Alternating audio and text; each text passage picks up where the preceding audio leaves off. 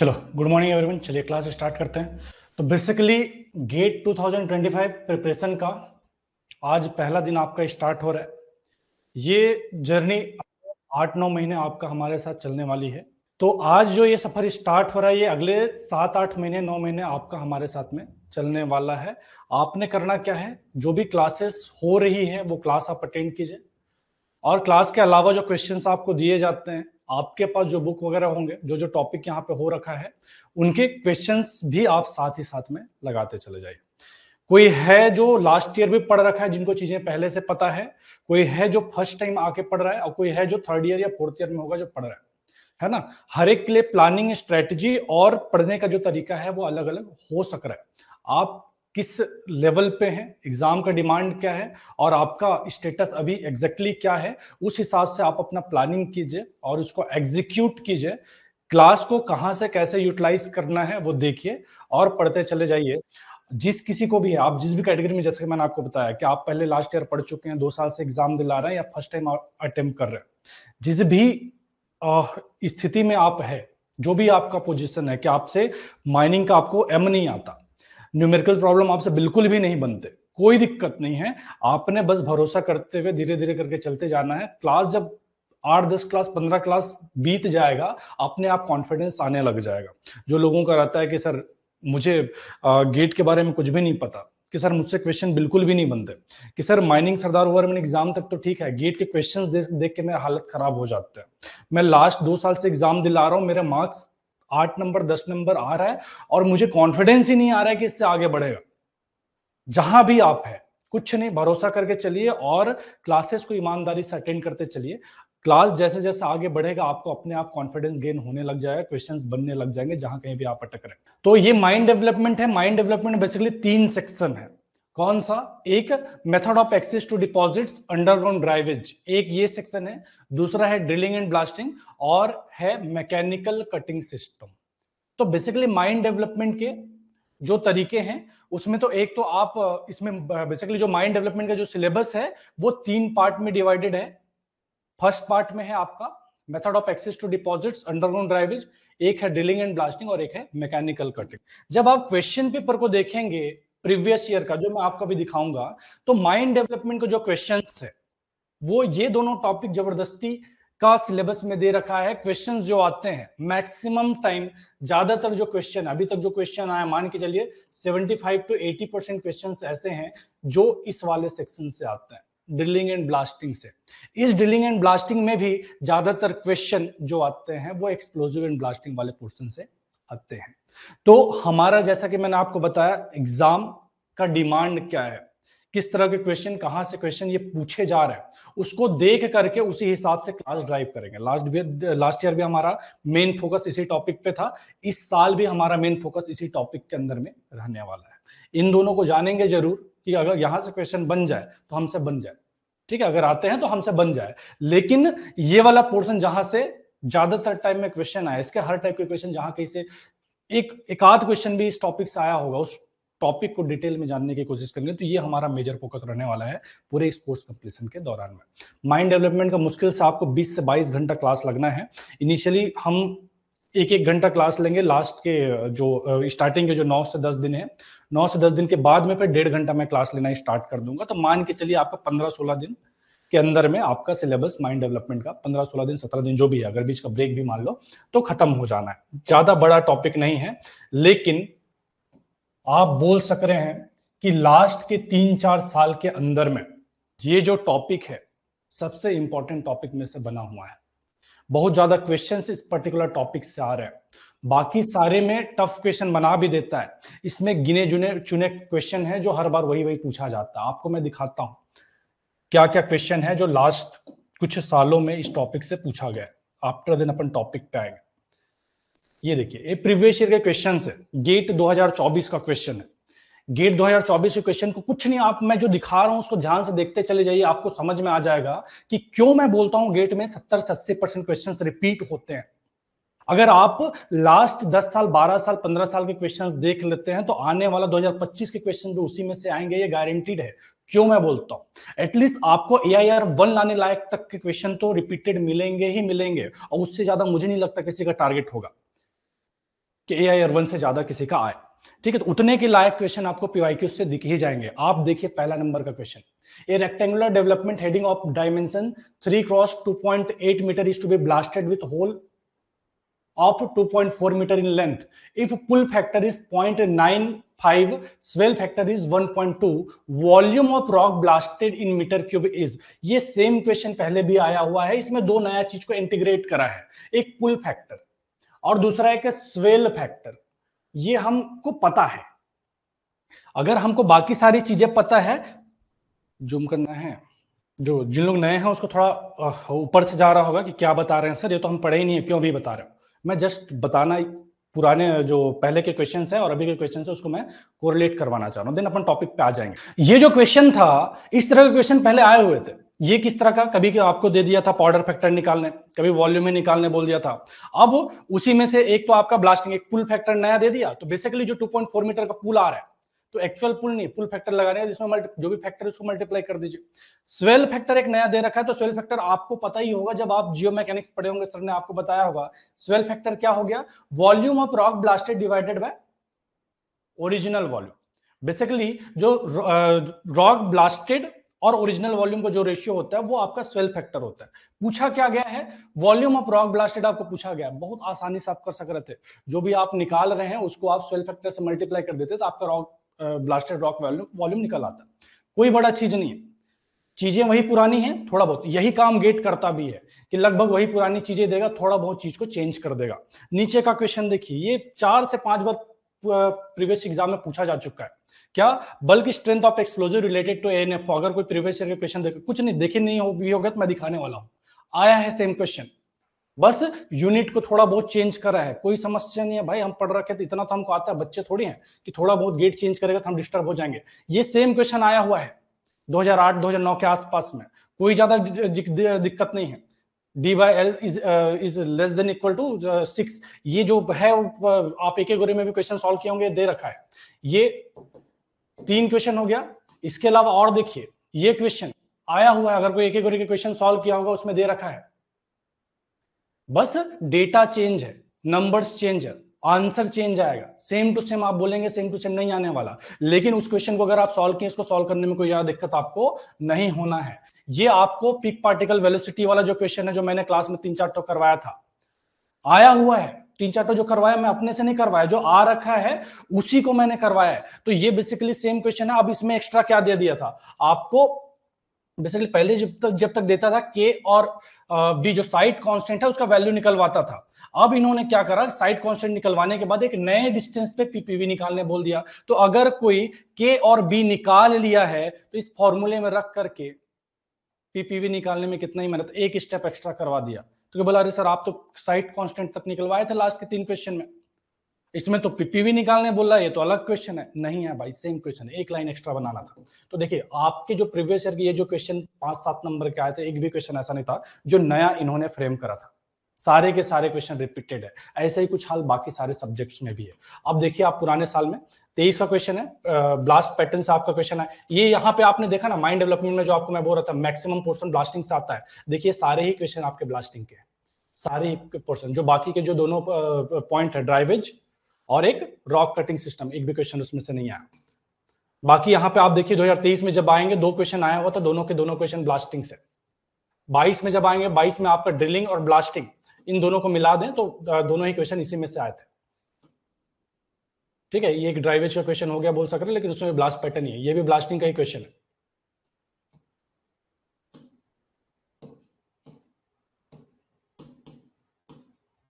ठीक है, यहां पे आप आइए 2021 में, तो 2021 में थ्योरी वाले क्वेश्चन ज्यादा आए थे। 22 में जब आएंगे वापस से आपको डेटोनेटर और बाकी सारे पॉइंट्स है, आप देख सकते, ये सेम क्वेश्चन है जो आपके इस साल पूछा गया है। आप देखिए इसमें आपको देख रखा था, जो डेटा दिया था सेम टू सेम है, साइड कांस्टेंट आपको निकालने बोला था। और इस साल का जो क्वेश्चन आया 24 का, उसमें साइड कांस्टेंट के बाद में एक क्यू दे रखा है, डी दे रखा है, साइड कांस्टेंट आपने निकाल लिया, उस दोनों को रख करके फॉर्मूला भी आपको दे रखा है, उसमें रख करके आपको पीपीवी निकालने बोला है। कोई बड़ा चीज नहीं, सेम ही केस दे रखा है।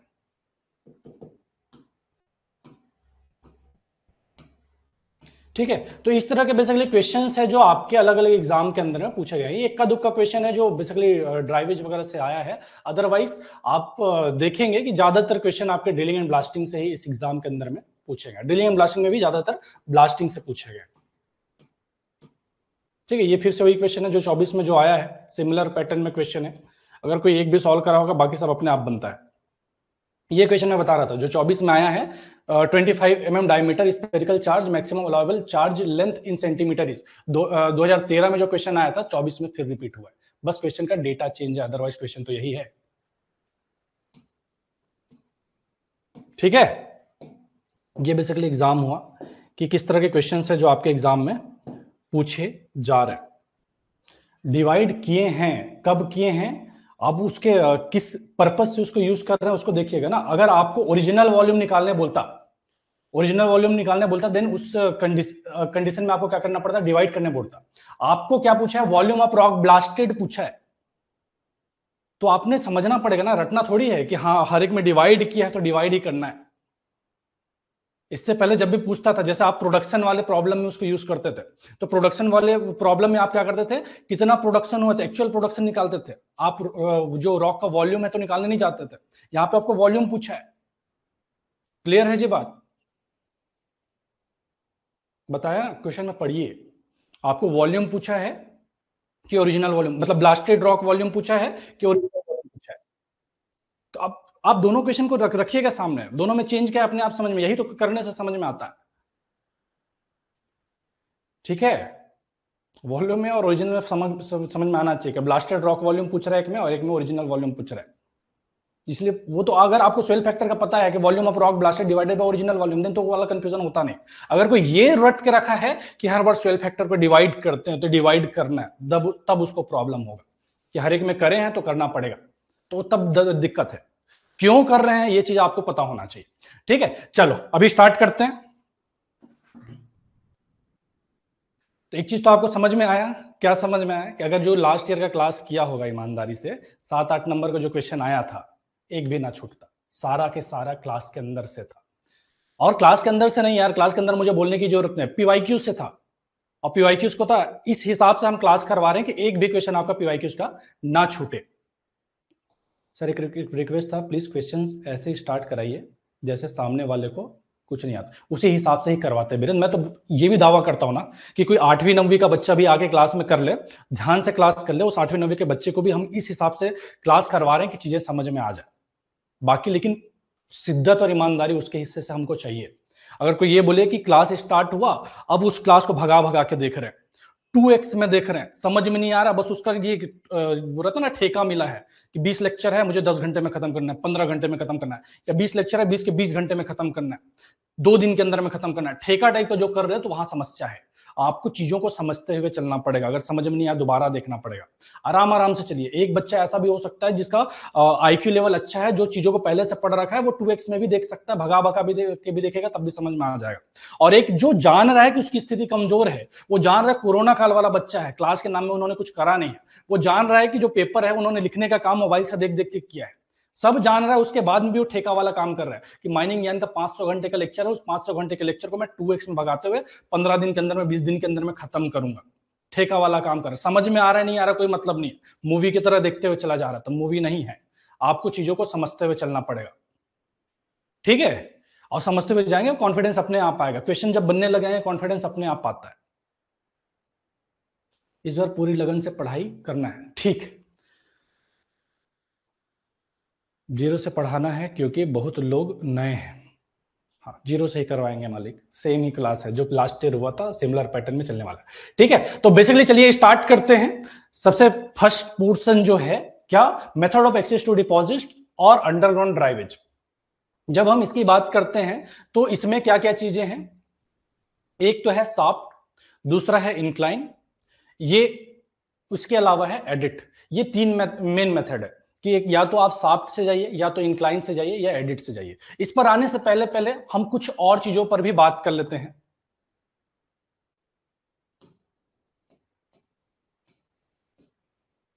कि जिस माइन के हम डेवलपमेंट की बात कर रहे हैं वो माइन क्या होता है। ठीक है, माइनिंग क्या है, और और कुछ टेक्निकल टर्म्स है जो आगे आएंगे, उन टर्म्स को भी पहले देख लेते हैं।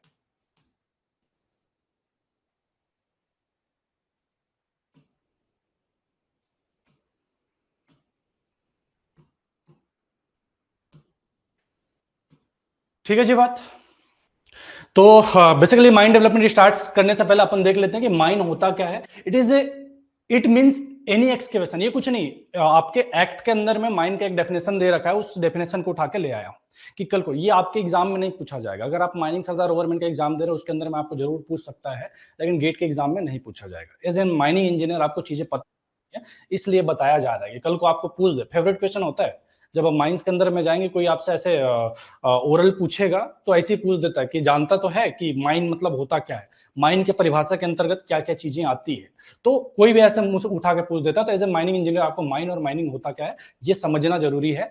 तो ये इसलिए बताया जा रहा है, एग्जाम में नहीं पूछा जाएगा। ठीक है, तो माइन मतलब क्या होता है? Any excavation where any operation for the purpose of searching, obtaining minerals is being carried on and it includes. Basically जहां पर आप क्या है, कोई भी एक्सकेवेशन कर रहे हैं, किसके लिए? सर्च करने के लिए या मिनरल ऑब्टेन करने के लिए, वो क्या हो गया? माइन हो गया। और ये जो माइन है उसके परिभाषा के अंतर्गत में क्या क्या चीजें आती है? All borings, boreholes, oil wells and accessory crude conditioning plant including the pipe conveying mineral oil within the oil fields. Basically mine के डेफिनेशन में आपका जो बोरिंग आप करेंगे, बोरहोल्स जो बनाएंगे, और इन बोरिंग और बोरहोल्स के अलावा जैसा कि आपको बता रहे हैं ना, माइन मतलब सिर्फ आपका कोल माइन और मेटल माइन नहीं होता है। ऑयल माइन के अंदर अंतर्गत भी जो भी ऑयल वेल्स, जो तेल का कुआं आप बनाएंगे या उसके लिए जो पाइपलाइन बिछाएंगे, वो सारे माइंस के डेफिनेशन के परिभाषा के अंतर्गत आएगा। इसके अलावा shaft belongs to mine whether in course of being sunk और नॉट। अगर कोई साफ्ट मतलब जो कुआं बना रखा है, और वो भी आपके माइंड की परिभाषा के अंतर्गत आएगा। इसका हो सकता है कि आपका खुदाई चल रहा हो या ना चल रहा हो, जैसे भी हालत में हो, अगर कोई साफ्ट है वो भी माइंड की परिभाषा के अंतर्गत आएगा। इसके अलावा all levels inclined planes in the course of being driven. कोई भी लेवल्स बना रखा है या इंक्लाइन बना रखा है, वो परिभाषा के अंतर्गत आते हैं। इसके अलावा जो भी ओपन कास्ट वर्किंग है, और आगे आप देखते चलिएगा। इसको मैं पीडीएफ जो अपलोड कर रखा है या अपलोड कर दूंगा, उसको एक बार आप पढ़ लीजिएगा। क्या क्या चीजें एक बार पढ़ना ही है कि, और एडिट लेवल, फिर plans, machinery works, railways, tramways, siding in और एडजेसेंट माइंस, ये सारे डेफिनेशन के अंतर्गत आते हैं। ठीक है, अभी आते हैं माइनिंग। सर हर क्लास पे जो पढ़ाएंगे उससे रिलेटेड कुछ क्वेश्चंस होमवर्क में दीजिएगा, उसको अगले क्लास में डिस्कस करेंगे, तो चीजें याद भी हो जाएंगी और प्रैक्टिस भी। इसी हिसाब से ही क्लास चलता है राकेश। लेकिन मैं बता रहा हूँ प्रैक्टिकल प्रॉब्लम क्या है। मैं कई चीजें ऐसा है ना कि लास्ट ईयर हम हर क्लास के बाद में अगले दिन एक डेली मॉक टेस्ट कंडक्ट करवाते थे कि आप उसको दिलाइए। सच्चाई क्या है? मतलब कोर्स तो ज्वाइन कर करके थे कभी 2200-2300 लोग, मॉक टेस्ट दिला रहे हैं 8 से 10 लोग, 15 लोग, और बहुत ज्यादा हो जाता था तो किसी किसी मॉक टेस्ट 25 से 30 लोग। अब 2200 लोग हैं, 25 लोग दिला रहे हैं। वैसे वो 25 लोग भी इंपॉर्टेंट है, लेकिन अब होता क्या था कि फिर एक टाइम बाद में लड़का लोग बोलने लगे, सर आपके क्वेश्चंस तो रिपीट हो रहे हैं, आप सेम सेम क्वेश्चन को बार बार दे रहे हैं। तो जो 25-30 लोग दिला रहे हैं उनको तो क्वेश्चन रिपीटेड लग रहा है, और जो नहीं दिला रहे हैं उसके लिए क्वेश्चन वो बर्बाद जा रहा है। समझ पा रहे हैं मैं क्या बोल रहा हूं? तो एक कोचिंग जो सिर्फ 10 आपको all India mock 10 total mock test दे देता है और 3-4 ऑल इंडिया मॉक टेस्ट करवा देता है, तो 10 मॉक टेस्ट करवाने के लिए कितना क्वेश्चन चाहिए? 650 क्वेश्चन। उसमें भी मैथमेटिक्स और एप्टी वगैरह क्वेश्चन वैसे ही मिल जाता है। माइनिंग के मुश्किल से 500 क्वेश्चन। अब सोच के देखिए, डेली का 10 मॉक टेस्ट 10-10 क्वेश्चन अपलोड करने के लिए कितना क्वेश्चन चाहिए। अब उसमें आप बोले सारे नए क्वेश्चन चाहिए, तो वो कर भी दें, आपके लिए मेहनत कर भी दें अगर आप शिद्दत से ईमानदारी के साथ क्वेश्चंस को दिलाएं। इंपॉर्टेंट तो है, लेकिन फिर वही है कि हम अपने एंड पे उसके लिए एक्स्ट्रा रिसोर्स लगा रहे हैं, एफर्ट लगा रहे हैं, दिलाता नहीं कोई। तो उसके लिए हमने क्या करना, एक मंथली मॉक टेस्ट रखेंगे, और ये जो डेली मॉक टेस्ट है उसको अल्टरनेट डेज पे रखेंगे, एक दिन छोड़ के एक दिन। अब रही बात जो पढ़ने वाला है, सब ठीक है ना, आप कुछ जो बाकी लोग जो नहीं दिलाते हैं उसके लिए हमको आप क्यों, अब हम दिलाना चाह रहे हैं, हमको आप क्यों पीछे छोड़ रहे हैं? कोई दिक्कत नहीं। आपके पास जो क्वेश्चंस अवेलेबल है, आप टॉपिक को आइडेंटिफाई कीजिए। ये टॉपिक हम नया कुछ भी नहीं करवा रहे हैं, गेट पीवाईक्यूज को ही रेफरेंस लेकर के जो जो क्वेश्चन जहां जहां से टॉपिक क्वेश्चन बने एग्जाम के अंदर में, सिलेबस आपका वास्ट है, साल भर निकल जाएगा तब भी खत्म नहीं होगा। लेकिन हमने क्या करा है, उस सिलेबस में से भी उन्हीं उन्हीं पॉइंट्स को करवा रहे हैं जो एग्जाम में जहां से क्वेश्चंस बने हैं। तो आप पीवाईक्यूज को लगाइए जब जब क्वेश्चन हो जाएगा। उसके अलावा दूसरे किसी बुक के अंदर में जो क्वेश्चन दे रखा है उसको लगाइए। क्लास आप कर लेंगे, कोई भी क्वेश्चन किसी भी बुक के अंदर का आपका नहीं छूटेगा, ये गारंटीड है। तो आप अपने एंड पे एक बुक रखिए सामने, उसके क्वेश्चंस लगाइए, और हम हमारे एंड पे आपके जस्ट एक मंथली मॉक टेस्ट कंडक्ट करेंगे, 65 क्वेश्चन फुल लेंथ, जो जो टॉपिक हो रखा है, जो जो क्वेश्चंस हो रखा है उसके अंदर से। तो मंथली मॉक टेस्ट एक हो जाएगा, उसके अलावा अल्टरनेट डेज पे एक डेली मॉक टेस्ट होगा, 5-5 क्वेश्चन अपलोड होंगे, ठीक है। चलिए, वही बोल रहा हूँ, हर एक क्वेश्चन को अगर क्लास के अंदर में आके करवाना, कुछ अपने से भी एफर्ट लगाइए ना यार, ऐसा थोड़ी कि 5 क्वेश्चन दे दिया, उस 5 क्वेश्चन को आके मैं यहाँ पे डिस्कस करवा रहा हूँ, एक्स्ट्रा 20 मिनट 30 मिनट उस पर दे रहा हूँ। वो 5 क्वेश्चन आपसे खुद से बनेंगे, मैं नहीं भी करवाऊंगा। अगर डाउट आता है तो डाउट क्लियरेंस के लिए एक अलग से टीम है, वो आपको क्लियर करेगा। तो क्लास करवाने का काम हमको करने दीजिए, क्वेश्चन आप खुद से लगाइए, खुद से लगाएंगे तो कॉन्फिडेंस आएगा। मैं और शेयर कर दूंगा ग्रुप में, ठीक है। मैं एक पीडीएफ ही अपलोड करवा दूंगा कौन कौन से बुक है जो आपके पास होने चाहिए। अदरवाइज माइनिंग ज्ञान का एक बुक कुछ दिन बाद जब आ जाएगा ना, तो उसके अलावा एक भी बुक का आपको जरूरत नहीं है। प्रैक्टिस के लिए बुक चाहिए, और प्रैक्टिस के लिए उसमें करीब 25,000 के आसपास क्वेश्चन है, या 25,000 बोलो, 2500 के आसपास क्वेश्चन है, और वो लगभग सारे ही क्वेश्चन है। गेट पीवाईक्यूज के सारे क्वेश्चन हो गए, DGMS first class second class में जो क्वेश्चन आए वो हो गए। उसके अलावा उसी बुक के अंदर में हमने डीजीएमएस और ये हो गया, अपने खुद के बनाए हुए क्वेश्चन भी उसमें डाल दिए। तो मोटा मोटी जो भी क्वेश्चन अगर किसी भी एग्जाम में पूछा गया है, ये किसी भी बुक में अवेलेबल है माइनिंग के, वो सारे हमारे गेट माइनिंग इंजीनियरिंग वाले बुक के अंदर में आपको मिल जाएंगे, अगर वो गेट के लेवल के। चलो अभी आते हैं टॉपिक पे। कोई नहीं यार, डोंट वरी, चीजें चलने दीजिए, आपके लिए जो बेस्ट पॉसिबल चीज हो सक रहा है उसी डायरेक्शन में ही क्लासेस हो रही। अभी आते हैं, माइनिंग क्या होता है। Mining is a process of excavating minerals of economic value from earth crust for benefit of Mankind. Mining क्या होता है, मिनरल को एक्सकवेट करना। इसमें ध्यान दीजिएगा, इकोनॉमिक वैल्यू जो टर्म्स दे रखा है इसको जरूर फोकस कीजिएगा, कि ऐसा नहीं कि कहीं पर भी आप गड्ढा खोदने लग गए वो माइनिंग हो गया, कहीं पर भी गड्ढा खोदने लग गया वो माइनिंग हो गया, ऐसा कतई नहीं है। बेसिकली आप मिनरल को एक्सकेवेट करना विथ इकोनॉमिक वैल्यू, देन वो माइनिंग है। कहां से, अर्थ क्रस्ट। किसके लिए, जो मैनकाइंड है, जो मानवता की भलाई के लिए। ऐसा नहीं कि आप खुदाई कर रहे हैं, वो आपके बेनिफिट का भी कुछ नहीं है, या जो बाकी लोग हैं उसको हार्म पहुंचाने के लिए आप ऐसा कुछ माइनिंग कर रहे हैं या खुदाई कर रहे हैं, वो माइनिंग हो गया। बेसिकली अगर आप भलाई के लिए कुछ ऐसा काम कर रहे हैं और इकोनॉमिक वैल्यू में काम कर रहे हैं, then it comes under definition of mining. Here we can assume that earth crust, earth crust मतलब क्या चीज बोल रहा है, जो आउटर सरफेस है अर्थ का, ठीक है, आउटर सरफेस है अर्थ सरफेस का, और इसके अंदर में और क्या क्या चीजें हैं, जैसे ओशियन है, लेक है, रिवर है, कहां तक, 30 से लेके 50 किलोमीटर तक। ये अर्थ क्रस्ट क्या, ये पहले बचपन से पता है अर्थ क्रस्ट क्या है, मेंटल क्या है, कोर क्या है, ठीक है। ए मिनरल, अब जो बताया माइनिंग क्या हो गया, मिनरल का एक्सकेवेशन। जो मिनरल टर्म आया उसका क्या मतलब हुआ, a mineral is a homogeneous and naturally occurring substance having definite physical properties and composition that may expressed by chemical formula. तो बेसिकली मिनरल का मतलब क्या समझे, क्या है, जिसका एक डेफिनेट क्या रहे, फिजिकल प्रॉपर्टीज रहे, और कंपोजिशन दैट में, जो कंपोजिशन कुछ ऐसा रहे जिसको आप केमिकल फॉर्मूले से एक्सप्रेस कर सके। मिनरल क्या हुआ, होमोजीनियस नेचुरली ऑकरिंग सब्सटेंस है जिसका एक फिक्स फिजिकल प्रॉपर्टी है, और कंपोजिशन है जिसको आप केमिकल फॉर्मूले से एक्सप्रेस कर सके, ठीक है। मोस्ट रॉक फॉर्मिंग मिनरल्स, जो रॉक फॉर्मिंग मिनरल्स है उसका भी ज्यादातर जो रॉक फॉर्मिंग मिनरल्स है कौन से हैं, ऑक्साइड्स है, क्लोराइड्स है, सल्फाइड्स है, कार्बोनेट है, सल्फेट, सिलिकेट्स, ये सारे रॉक फॉर्मिंग मिनरल्स है। ये सारे मिनरल्स मिलकर ही रॉक बनाते हैं बेसिकली ज्यादातर केस में। ए रॉक में composed of may be one minerals only, but is usually A mechanical mixture और एग्रीगेट ऑफ 2 और मोर मिनरल्स। बेसिकली जो रॉक बन रहा है, जो ऊपर बताए गए मिनरल्स में से हो सकता है कोई एक मिनरल्स रहे, या फिर एक या एक, जो एक की जगह में 2 या 3 मिनरल्स का कंपोजिशन हो या एग्रीगेट हो, ऐसा भी हो सकता है, ठीक है। फॉर एग्जांपल जैसे granite, granite is a rock composed essentially of 3 separate minerals, quartz, feldspar and mica. तो जो ग्रेनाइट बनता है, ग्रेनाइट किससे किससे मिलकर बनता होता है, क्वार्ट्ज, फेल्सपर और माइका, इन दोनों का क्या होता है, सेपरेट मिनरल्स का कंपोजिशन होता है।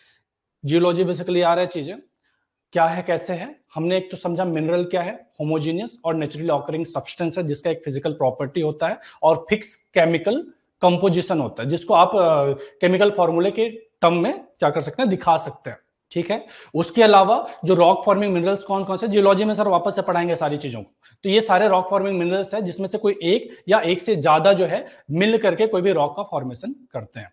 Various mineral can be considered as aggregate of chemical elements So rock are really aggregate of minerals. They contains minerals in varying proportion. They have no definite chemical composition. Basically हमने क्या समझा, एक तो है कि minerals जो बना वो किससे बना, केमिकल एलिमेंट से बना, और इन मिनरल से क्या बना, रॉक बना। रॉक जो है वो कंपोजिशन है मिनरल का, मिनरल जो है वो कंपोजिशन है, एग्रीगेट है केमिकल एलिमेंट्स का। समझ में आया? तो ये बेसिकली फॉर्मेशन हुआ जिसकी आप बात कर रहे हैं, जिसकी हम माइनिंग आगे करने जा रहे हैं, जिसके लिए हम डेवलपमेंट बेसिकली माइंस का कर रहे हैं।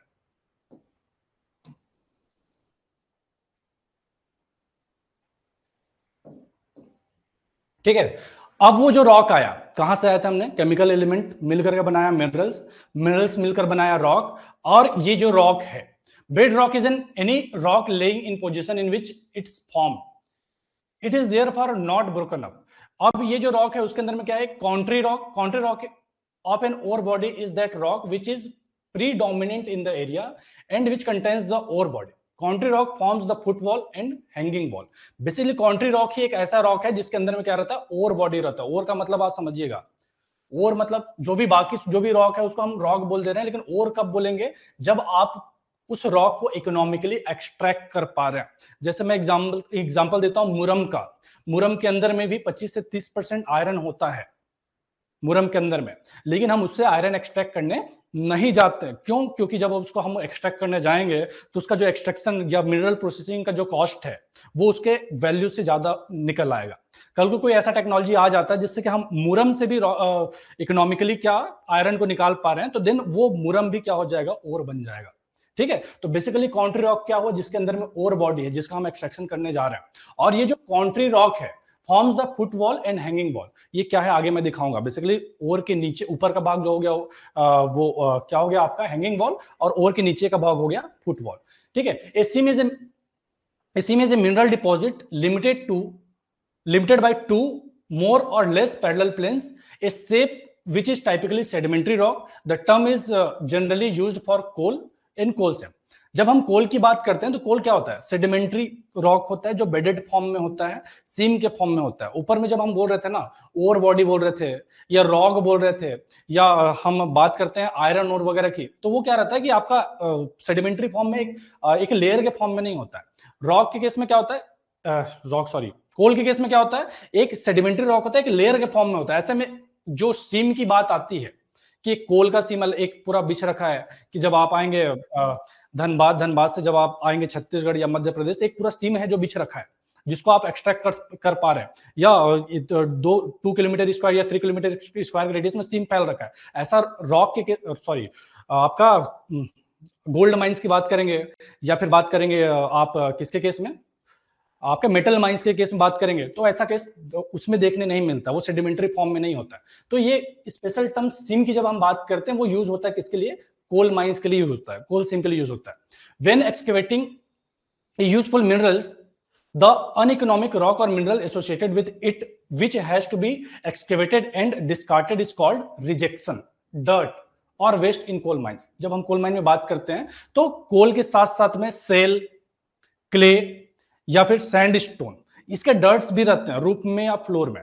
ठीक है, तो वो जो डर्ट है या वेस्ट है उसको हम क्या बोलते हैं, रिजेक्शन डर्ट या वेस्ट बोलते हैं कोल माइन के केस में। लेकिन इसी को जब हम बात करते हैं मेटल माइंस में तो उसको बोलते हैं गैंग बोलते हैं। ठीक है, ये बेसिक से टर्म्स है जो आपने पता होना चाहिए। ये टर्म्स इसलिए भी इंपॉर्टेंट हो जाते हैं ना कि आगे चल के जब आप क्वेश्चंस वगैरह सॉल्व करेंगे, यहां तो नहीं दूसरे किसी सब्जेक्ट में, तो वहां पे ये टर्म्स मान लो बीच में घुस रखे हैं तो आपको उसका मीनिंग समझ में आना चाहिए। अभी तक हमने क्या समझा सर, एक तो होता है केमिकल्स, केमिकल से मिलकर बनता है क्या, मिनरल्स, मिनरल से मिलकर बनता है रॉक। अब उस रॉक के अंदर में कॉन्ट्री रॉक बोलेंगे तो कॉन्ट्री रॉक के अंदर में ओर बॉडी रहेगा जिसका हम एक्सट्रैक्शन करने वाले हैं। ये जो ओर बॉडी है, ये ओर बॉडी में भी आप देखेंगे ये जो वेंस हुआ या ओर बॉडी हुआ, इसके ऊपर का जो भाग है उसको हम क्या बोल रहे हैं, हैंगिंग वॉल बोल रहे हैं। नीचे के भाग को हम क्या बोल रहे हैं, फुट वॉल बोल रहे हैं। ये ओर किसके अंदर में रहेगा, ये ओर बॉडी किसके अंदर में रहेगा, कॉन्ट्री रॉक। ये कॉन्ट्री रॉक हुआ, कॉन्ट्री रॉक के अंदर में ओर बॉडी हुआ। ओर बॉडी के ऊपर के भाग को हम क्या बोल रहे हैं, हैंगिंग वॉल। नीचे के भाग को बोल रहे हैं फुट वॉल। इतनी सी बात है। ठीक है जी, बात जो अभी तक हमने देखा है। आगे देखिए, an ore is a rock which contains minerals and which can be use. ये इसको समराइज किया, जो भी अभी तक हमने बताया है उसको समराइज किया है कि ओर क्या हुआ, ore is rock which contain minerals and which can be use for economical extraction of metal after processing to separate minerals from gas. देख लो उसका प्रोनाउंसिएशन क्या है। और यूजुअली ऑकर्स इन वेन्स और लोड्स। तो बेसिकली अभी तक जितना भी चीजें आपको बताया उसको समराइज करा कि कॉन्ट्री रॉक के अंदर में क्या है, ओर है या ओर बॉडी है। ओर बॉडी का मतलब क्या हुआ, जिसको आप इकोनॉमिकली एक्सट्रैक्ट कर पा रहे हैं। जो आपको मुरम का एग्जांपल दिया था, मुरम के अंदर में भी आपका क्या है, आयरन है, लेकिन उसको हम ओर नहीं बोलते हैं, उसको हम इकोनॉमिकली एक्सट्रैक्ट नहीं कर सकते वहां से आयरन को, इसलिए उसको ओर नहीं बोलते। कल को टेक्नोलॉजी आ जाता है कि हम मुरम से भी इकोनॉमिकली हम क्या कर पा रहे हैं, आयरन को एक्सट्रैक्ट कर पा रहे हैं, तो वो मुरम भी ओर बन जाएगा। तो ओर क्या हुआ, रॉक है। बेसिकली सारे रॉक ओर नहीं होते हैं, लेकिन सारे ओर रॉक होंगे, ये बात पक्की बात है। ठीक है, तो ओर क्या हुआ, रॉक हुआ जो कि मिनरल कंटेन करता है और जिसे आप यूज कर सकते हैं इकोनॉमिकल एक्सट्रैक्शन के लिए मेटल का। ठीक है, ये जो ओर है वो कहां रहेगा, वेंस या लोड के अंदर में रहेगा। अभी आइए, if ore when subjected to metallurgical process yield only one metal and it is called straight ore. अगर एक ओर है, ओर के अंदर में सिर्फ एक मेटल है, ज्यादा भी हो सकता है, एक से ज्यादा, दो मेटल भी हो सकता है, तीन मेटल भी हो सकता है, लेकिन सिर्फ एक मेटल रहेगा तो उसको स्ट्रेट ओर बोलेंगे। Mineral deposit in a rock और mineral that is of economic value and repays it extraction from earth. ठीक है, वेंस या लोड क्या होता है, crack in the earth crust filled with mineral. Basically earth crust के अंदर में जो क्रैक है जो कि मिनरल से फिल्ड है वो, ठीक है, ये सारा तो आप समझ ही रहे हैं, नॉर्मल से जो लाइन लिख रखा है वही मतलब हुआ। क्लियर है जी बात। और इसको शॉर्ट में कर दिया गया कि country rock contains vein contains ore body contains ore contains minerals और मिनरल कंटेंस मेटल और मेटल्स। ठीक है, एक जो मिनरल्स है उस मिनरल्स के अंदर में मेटल या मेटल्स हो सकते हैं। तो ये आपका पूरा प्रोसेस हुआ कि कॉन्ट्री रॉक के अंदर में क्या रहेगा, वेन के अंदर में ओर बॉडी रहेगा, ओर बॉडी के अंदर में और जिसको हम क्या इकोनॉमिकली, और जहां से हम मेटल को एक्सट्रैक्ट कर सकते हैं। ठीक है, और फिर ओर के अंदर में क्या है, मिनरल्स, और मिनरल्स के अंदर में मेटल या मेटल्स हो सकता है। अगर एक मेटल है तो उसको क्या बोलेंगे, स्ट्रेट ओर। अगर एक से ज्यादा मेटल है तो उसको बेसिकली आप कोई अलग से टर्म्स उसके लिए नहीं है। ठीक है, ये आप डायग्राम से समझना चाहें तो आप देख सकते हैं, कॉन्ट्री रॉक के अंदर में वेन है, वेन के अंदर में ओर बॉडी मिलेगा, उस ओर बॉडी के अंदर में ओर मिलेगा, ओर के अंदर में मिनरल्स मिलेगा, मिनरल्स के अंदर में मेटल या मेटल्स मिलेगा। ये सारा पूरा आपका जियोलॉजी वाला थोड़ा सा जो सेक्शन था वो हमने यहाँ पे कवर किया। अब ये सारे टर्म्स मेरे ख्याल से आपको क्लियर होने चाहिए। कल को अगर कोई बोल दे तो आपको एक हल्का फुल्का अंदाजा होना चाहिए। एग्जाम में अलग से नहीं पूछा जाएगा, बशर्ते आपको एज ए माइनिंग इंजीनियर चीजें बैकग्राउंड पता होना चाहिए, इसलिए बताया गया। अब एक्चुअल टॉपिक यहां से हमारा स्टार्ट होता है। ठीक है, method of access to the deposit. Deposit जो है, जो हम ये बोल रहे हैं, क्या बोल रहे हैं, ओर बॉडी जो बोल रहे हैं, वेन के अंदर में जो ओर बॉडी है, उस ओर बॉडी तक पहुंचने का जो तरीका है, ठीक है, उस ओर बॉडी तक कैसे हम जाएंगे, तो उसका तरीका आगे हम पढ़ने वाले हैं कि method of access to deposit, जो डिपॉजिट है उस तक हम कैसे पहुंचेंगे। तो पहुंचने के क्या क्या तरीके हैं, पहुंचने के क्या क्या तरीके हैं, एक तो शाफ्ट है, दूसरा इंक्लाइन है और तीसरा है एडिट। ये तीन मेन तरीके हैं पहुंचने के। ठीक है, शाफ्ट, इंक्लाइन, एक डिक्लाइन अलग से आ जाता है वही इंक्लाइन का ही भाई, जहां पे आप मशीनरी को भी घुसा पाते हैं वो आपका डिक्लाइन हो गया। एडिट, ठीक है, चलिए इसको देखते हैं अगले क्लास में, अभी के लिए छोड़ दीजिए। पहले हम कुछ टर्म्स को समझेंगे, इसमें कई सारी चीजें वैसे देख चुके हैं। ओवर बॉडी क्या है बता चुके हैं आपको, foot wall, hanging wall, over body के जो ओवर बॉडी के नीचे रहेगा फुटवॉल हो गया, ओवर बॉडी के ऊपर रहेगा वो आपका हैंग वॉल हो गया। तो ये सारी चीज बता चुके हैं, कुछ और समझेंगे डीप जो है। नोट्स कैसे बनाया सर डेवलपमेंट के नोट्स, यार आप चाहे तो जो चीजें मैं बता रहा हूं इंपॉर्टेंट कुछ अपने हिसाब से नोट्स बनाने का खुद को ही आपके सोचना पड़ेगा कि क्या है कैसे है। नोट्स बहुत लंबा चौड़ा आपको बनाने नहीं जाना, ये तो आपको पीडीएफ अपलोडेड रहेगा ही। काम क्या है, क्लास जब हो जाएगा शाम को बैठिएगा, एक बार पीडीएफ अपने से पढ़ लिए, रिवाइज कर लिए, तो एकदम पक्का हो जाएगा। पीडीएफ तो अपलोड हो ही जाना है, या अपलोड नहीं भी करूँ पहले से अपलोडेड है चीजें प्रीवियस ईयर वाले में। यही सेम पीडीएफ है, नया कुछ भी। तो आपको देख तो रहा हूँ क्लास के अंदर से ही पूरे क्वेश्चन आया, तो नया तो कुछ भी करवाने की जरूरत, पैटर्न कुछ भी चेंज करने की जरूरत नहीं, बस सीक्वेंस थोड़ा बहुत चेंज हो सकता है कि जो चीजें मैं कुछ छूट गया था लास्ट में करवाया था उसको बीच में घुसा दूंगा, ऑक्सीजन बैलेंस वाला और ये जो पीपीवी वाला उसको लास्ट में करवाया था। ठीक है, तो आप इसको एक बार पढ़ लीजिएगा और नोट्स में क्या क्या चीजें एक्स्ट्रा आपको लगता है अपने हिसाब से हाईलाइट्स को लिख लीजिएगा, सारे पूरा डिटेल में लिखने की जरूरत नहीं है। माइंड डेवलपमेंट, माइंड डेवलपमेंट क्या होता है? Involve the planning and execution of operation involve in primary preparing a mine for ore extraction. तो माइंड डेवलपमेंट के अंदर में क्या क्या आता है? एक तो प्लानिंग और एग्जीक्यूशन ऑफ ऑपरेशन। ठीक है, तो माइंड डेवलपमेंट के अंदर में प्लानिंग और एग्जीक्यूशन ऑफ ऑपरेशन, इसके अंदर में क्या है कि preparing a mine for ore extraction, जो ओर एक्सट्रैक्शन के लिए जो आप माइंड प्रिपेयर कर रहे हैं वो भी इसके अंदर में इन्वॉल्व है। ओर बॉडी क्या है बता चुके आपको, well defined mass of ore bearing rock. Basically ore bearing rock का जो वेल डिफाइंड मास है उसको हम क्या बोल रहे हैं? ओर बॉडी बोल रहे हैं। टर्मिनोलॉजी में अगर आगे आए तो डेप्थ, क्या क्या चीजें हैं जो मेन टर्म्स यूज होता है माइंस के अंदर में, ये तीन मेन चीजें हैं। एक हो गया डेप्थ कि किस डेप्थ पे आपका ओर बॉडी है, डीप कि कैसा उसका इंक्लिनेशन है, और स्ट्राइक। ठीक है, तो डेप्थ क्या हो गया? It is the depth of ore body from the surface. जो ओर बॉडी है आपका, जो ओर बॉडी है आपका वो सरफेस से कितना डेप्थ पे है, ये जो आपका ओवर बॉडी है वो आपके सरफेस से कितना डेप्थ पे है। तो एक ये चीज हुआ। दूसरा डीप, डीप में भी दो डीप है, एक है आपका अपेरेंट डीप और एक है ट्रू डीप। तो डीप एक्चुअली होता क्या है? Angle eight which over body is inclined with horizontal. Horizontal से कितने एंगल पे हमारा ओवर बॉडी इंक्लाइंड है उसको हम डीप बोलते हैं। तो मैक्सिमम इंक्लिनेशन जो है उसको हम ट्रू डीप बोलते हैं, और मैक्सिमम इंक्लिनेशन के अलावा बाकी जितने भी है उसको हम क्या बोलते हैं? अपेरेंट डिप बोलते हैं। लेट सपोज हमारा जो ओवर बॉडी है वो मान लो 30 डिग्री पे या 25 डिग्री पे है, ये मैक्सिमम इंक्लिनेशन है ओवर बॉडी का, तो उसको हम क्या बोल दिए? ट्रू डिप बोल दिए। और उसके अलावा बाकी जितने भी डिप बनेंगे उसको हम क्या बोलेंगे? अपेरेंट डिप बोलेंगे। स्ट्राइक क्या है? It is direction of level along the horizontal course of mineral deposits. ठीक है, तो बेसिकली स्ट्राइक को ऐसे आप बोलेंगे। तो जो डीप है, डीप के जो परपेंडिकुलर को हम क्या बोलते हैं? स्ट्राइक बोलते हैं। डीप जो है उसके परपेंडिकुलर को हम क्या बोलते हैं? स्ट्राइक बोलते हैं।